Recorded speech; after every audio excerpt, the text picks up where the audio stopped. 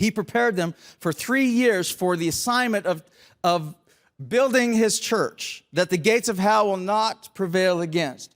This is a daunting task. These fishermen, tax collectors, who are these guys to build the church? Like, who are they? And Jesus said, I'm tasking you with the responsibility to build my church, and the gates of hell will not prevail. In other words, Jesus is saying, I'm tasking you with assignment to chop down an entire redwood forest. Like, this is how big it is. It's at this scope. Like, this is the assignment. You're going to topple Rome. You're going to change the world. This is your assignment. Peter, you fisherman, John, fisherman, Matthew, tax collector. And they're like, we're going to do what? I'm giving you a big assignment. And he says, I want you to wait, because if you don't wait, you're going to have to chop down that forest with this tool.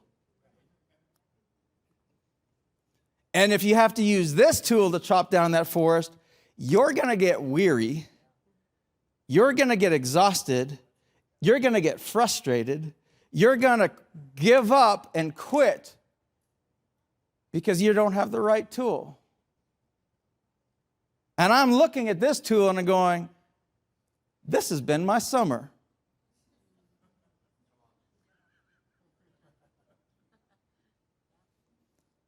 I've been exhausted and going, this is not work. I'm putting all the effort in and working and going, I just got to go faster to make it work. Okay, I got to take a break. Meanwhile, Jesus is saying, hey, what are you doing? I've given you an advantage. Power. It's still a daunting task, especially with this size of blade. It's still a daunting task, but how many know if this is my assignment, I'd prefer the power. And Jesus says, hey, wait, don't rush ahead, because I don't want you to quit and give up. Wait until you receive the promise. And when you get the promise, go to town. Go to work. Thank you very much. Now here's the thing. Just some of you are even, you've been raised in church, you've been around church a little bit, and even me bringing up the Holy Spirit makes us a little uncomfortable. And here's why. Here's why. I think we underestimate the power of the Holy Spirit. I think the devil has seen the power of the Holy Spirit. And so he's done whatever he can to minimize in our own minds and to minimize the power of the Holy Spirit.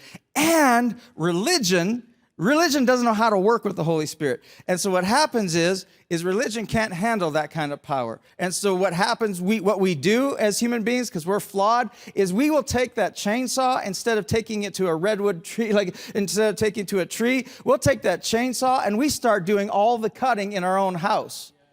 And we start making a mess in our own house and going, this is where the Holy Spirit, and it's weird. Nobody else seen this? Come on. The Holy Spirit, we get weird because we're using the tool for the wrong purpose. It's not that the Holy Spirit is weird. We're weird.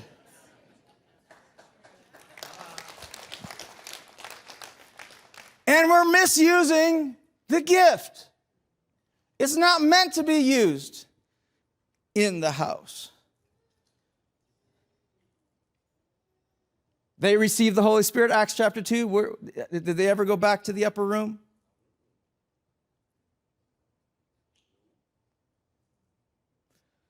Got really quiet in here, Pastor Earl. Come on. But here's the thing. Because some people have abused the power, eyes won. I got weird. Because some people have abused the power, others have run from it. And here's what I'm saying. I'm saying the Holy Spirit is a person. That's what we've learned in this series. This is what Jesus promised. The Holy Spirit is God in us.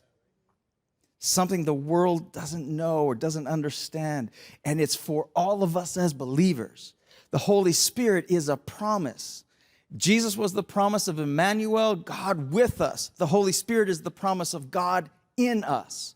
The Holy Spirit is peace.